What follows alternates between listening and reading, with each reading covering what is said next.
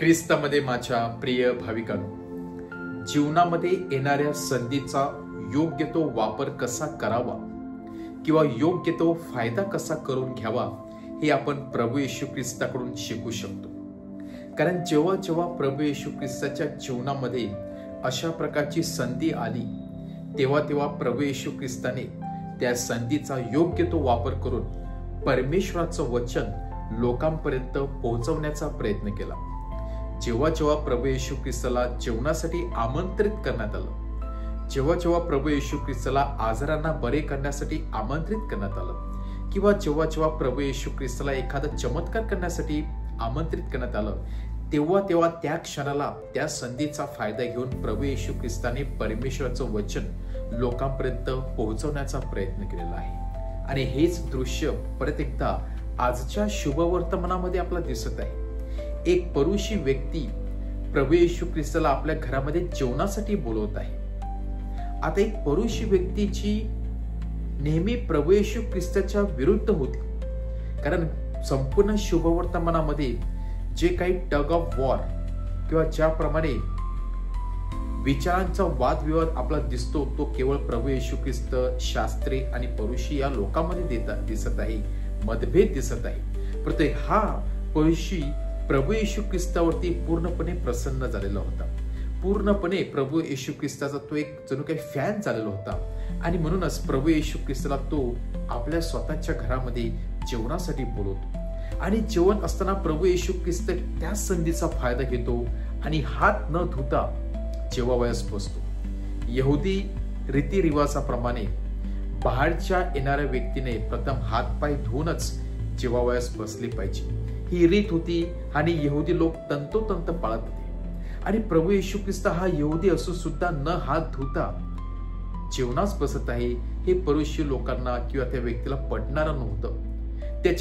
त्या बुद्धीला पटणारं नव्हतं, त्याच्या बुद्धीच्या पलीकडे होतं. आणि म्हणून तो पूर्णपणे अचंबित होत आहे, आश्चर्यचकित होत आहे. आणि ती संधी प्रभू येशू ख्रिस्त बळकावून घेत आहे, त्या संधीचा फायदा करून घेत आहे व त्या परुषीला सांगत आहे की तुम्ही मला जेवण्यास बोलवलं, परंतु या क्षणात तुम्ही काय पाहत आहे? बाह्य स्वरूप पाहता, परंतु आतमधून तुमच्यामध्ये काय आहे? अहंकार आहे, आतमध्ये राग आहे, आतमध्ये द्वेष आहे. ते कोण धुणार आहे? व्यक्ती हात धुवतो, स्वतःला बाहेरून स्वच्छ करत असतो जेणेकरून बाहेरून किटाणू आपल्या आतमधून जाऊ नये, परंतु आपला अंतरात्मा आपण स्वच्छ करण्यासाठी नेहमी विसरत असतो.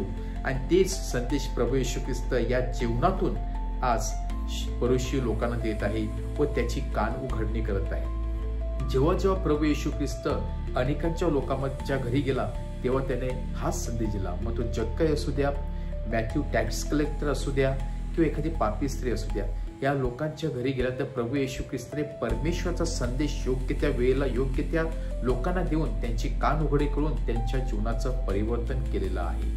आज हे शुभवर्तमान आपला एक मुख्य संदेश देत आहे, ते म्हणजे प्रभू येशू ख्रिस्त परुषाच्या घरी जातो.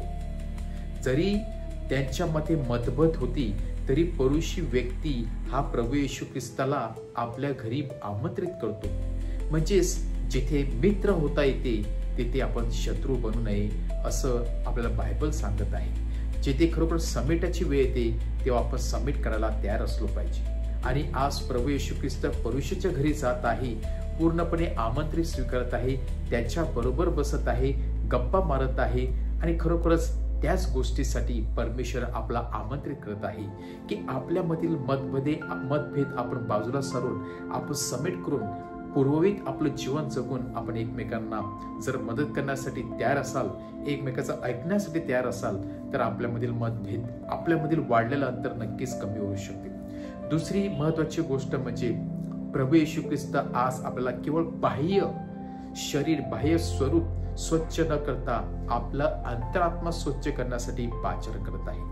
हात धुणे योग्य आहे, शरीर स्वच्छ ठेवणे हे फार योग्य आहे, पण त्याहीपेक्षा आपला अंतरात्मा स्वच्छ ठेवून त्याकडे देखील लक्ष दिलं पाहिजे. आणि हा संदेश या जीवनातून, या पंक्तीतून प्रभू येशू ख्रिस्त आपल्या सर्वांना देत आहे की खरोखरच जेवढा कॉस्मेटिक, जेवढा वेळ आणि जेवढे आपण टाइम आपलं बाह्य स्वरूप, बाह्य शरीर स्वच्छ ठेवण्यासाठी ठेवतो, तेवढंच आपण टाइम किंवा महत्वाच्या गोष्टी आपण आपला अंतरात्मा आणि आपले शरीर अंतरात्मा स्वच्छ करण्यासाठी ठेवतो का? कधी कधी आपण अहंकारे फुगून असतो, गर्वाने फुगलेलो असतो, आपल्यामध्ये राग असतो, आपल्यामध्ये कधी क्लेश असतात, आपल्यामध्ये खूप अंतर वाढलेलं असते, एकमेकाला क्षमा करण्यासाठी तयार नसतो. आणि प्रभू येशू ख्रिस्त सांगत आहे, बाहेरून स्वच्छ केलं तर आतमध्ये या सर्व गोष्टी घाणीने भरलेल्या असतील तर त्याचा काय फायदा आहे? परत एकदा आज आपण आपला अंतरात्मा शुद्ध करून, सबमिट करून, एकमेकांशी संबंध चांगल्या प्रकारे संबंध ठेवून, एकमेकाला मदत करून, एकमेकांची सेवा करूया आणि त्यासाठी परमेश्वराकडून सामर्थ्य मागू.